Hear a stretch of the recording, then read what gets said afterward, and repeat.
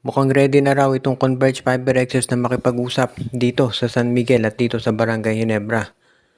Ayon dito sa lumabas na balita dito sa PBA Insider News sa Facebook, ay kinakausap na raw at itong si Mikey Williams ay nag-request na ma-trade dito sa kampo ng SMC. So malamang daw, either sa San Miguel or sa Barangay Ginebra ito mapunta. Hindi naman nakapagtataka yan dahil marami naniniwala na dyan talaga ang punta ni Mikey eventually. Dahil mukhang malayo na to dito sa Magnolia dahil given na alam naman natin na itong Magnolia Hotshots, ang point guard na nila ngayon, itong si Jerome Lastimosa at itong si Paul Lee. Kaya medyo malabo na mapunta dyan itong si Mikey Williams.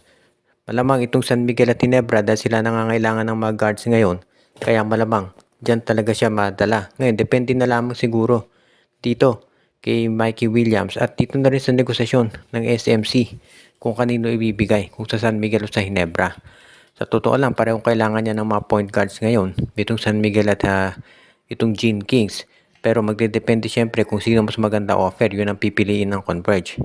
Sa ngayon, pwede nating masabi na itong lineup ng Barangay Ginebra ay merong mga trade assets na pwedeng offer sa Converge at ganoon din ng San Miguel. Pero depende na lamang siyempre yan kung ano ang pipiliin ng kampo ni Delta Pineda at of course kung sino doon sa dalawang teams na nabanggit ang willing mag-take ng risk pagdating dito kay Mikey Williams dahil alam naman natin na itong si Mikey meron talagang risk yan kapag kinuha mo dahil siyempre alam na natin yung history ng negotiations dito. Kaya nga ngayon, ito ang talagang masasabi natin na pwedeng pagbabago dito sa landscape ng PBA, yung pagbabalik ni Mikey Williams dito sa PBA at ang tanong na lamang ay kung saang team talaga ito mapupunta. Pero ngayon mukhang malinaw na nasa SMC. Ito namang TNT tropang 5G ay baka daw kunin itong si itong si Christian David at si Cedric Bearfield mula sa Blackwater Bossing. Kung napanood niyo yung laban kagabi nitong San Miguel at Blackwater, halos hindi na na-involve dito sa opensa itong si David at si Bearfield at marami nagsasabi na ang dahilan niyan ay malamang matrade na ang dalawa. Isa pang disappointing conference ito para dito sa Blackwater dahil ang aga na naman nilang na-eliminate at marami nga nagsasabi na baka ito'y senyales na sila talaga ay magkakaroon na ng tinatawag na revamp. At hindi na tayo magugulat kung yan talaga ay mangyari dahil given naman na yung history ng Blackwater talaga na palaging na-eliminate ng maaga at syempre yung pagte-trade nila dito sa MVP teams. So hindi na ako magugulat kung ganyan talaga ang mangyayari. Ngayon, kung sino pwedeng ipalit, marami naman sa TNT. Pwedeng si Henry Galinato kapalit ni David.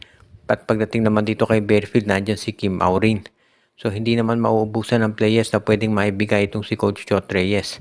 Alam natin na ang main concern ngayon nitong si Coach Chot dito sa kanyang roster ay yung nangyari kay Ronde Hollis Jefferson.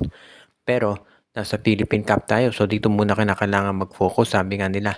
At dahil dito, gusto magpalakas ng koponan nitong si Coach Chot Reyes at yun nga pagkuha sa mga nabanggit na si David at si Bearfield, malaki maitulong yan para dito sa kanyang roster.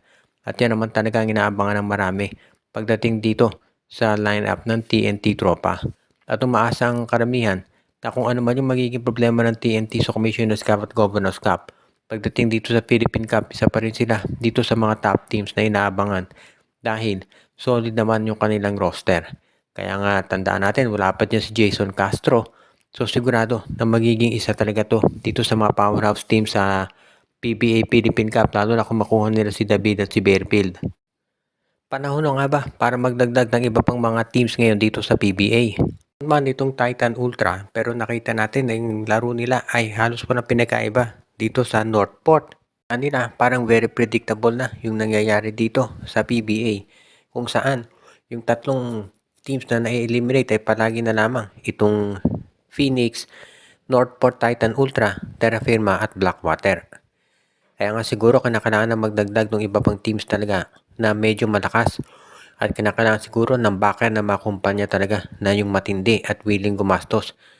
Katulad nitong Converge Fiber Xers. At yan ngayon ang isa doon sa mga pinag-aaralan sigurado ng PBA. Kung inyong maalala, meron ng report noon na sinabi ni Chairman Ricky Vargas na payag daw sila na maging 16 yung mga teams dito sa PBA.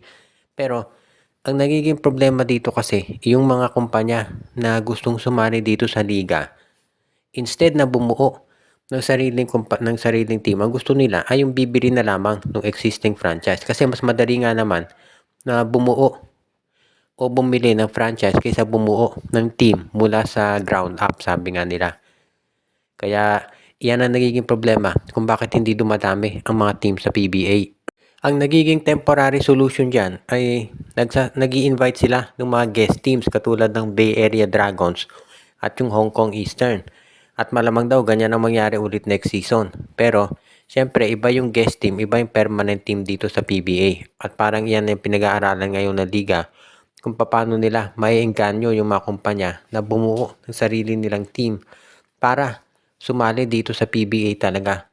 At yan ngayon yung sabihin nating major issue na pinag-iisipang mabuti ng liga kung paano nila ito mare-resolve talaga dahil importante yan. At ang huli nating balita ngayon, ito raw Magnolia Hotshots ay hindi pa tapos dito sa mga binabalak nila ng mga trades. At ang isa doon sa mga reports na lumalabas ngayon, baka daw ang gawin itong Magnolia kung sakasakali ang balita ay baka daw kunin nila itong si Entafin mula dito sa Phoenix Fuel Masters. Dahil itong Phoenix ay maaga na eliminate, maraming naniniwala na magkakaroon ng revamp sa team na yan. At kabilang na nga dyan yung pag-trade dito sa iba nilang players katulad ni Ken Taffin. Kung sakaling ito yung mangyari, hindi naman siguro magugulat ang kahit na sino dahil alam naman natin na itong Phoenix Fuel Masters matagal na napapabalita na magkakaroon ng revamp dyan. At mukhang ito na nga ang mangyayari. Kaya kung sakasakali, siguro asahan na natin na matutuloy talaga ito. As it is, alam naman natin na itong Phoenix Fuel Masters, isa doon sa mga independent teams ng PBA at gusto talaga ng mga fans na sabi nga nila ito'y umasenso at malayo ang marating pagdating dito sa pagkikipaglaban dito sa SMC at MVP Group. Pero sadyang palaging kinakapos sila kaya nga ngayon maraming naniniwala na kinakailangan na nila mag-trade at mag-revamp ng kanilang lineup. Kaya itong si Coach Willie Wilson, first conference pa lang naman niya ito. So, hindi nakapagtataka na bibigyan pa yan ng additional na pagkakataon ng management. At ang maganda dito sa Phoenix sa susunod na conference, dyan na itong si Will Gosum. Kaya nga hindi na ako magtataka rin kung sakasakali nga na dito sa mga susunod na araw makuha ng Magnolia si Ken Taffin dahil magkakaroon ng major development pagdating dito sa pag-adjust itong lineup ng Phoenix. Ngayon, ang magiging question na lamang ay kung sino ang ipapalit dito kay Ken Taffin. Pero pwedeng si Rom De La Rosa. At yung iba pang mga players ng Magnolia, pwede rin na matrade. Dahil itong si Coach L.A. Tenorio, seryoso dito sa gagawin niya na pagbabago pagdating sa hotshots. At bago tayo magwakas ay batiin natin yung ating mga taga-subaybay katulad nila Jonel Alagon, si Joshua Giray, Espejo at Rosales family, pati na rin si Anthony Alon, si Michael D., si Monde Guzman, si Malyari Mascareñas, si Katsakino Dokusin, si Ireneo Salangsang, si Dexter Domer, at yung iba pa na regular at araw-araw nanonood sa atin.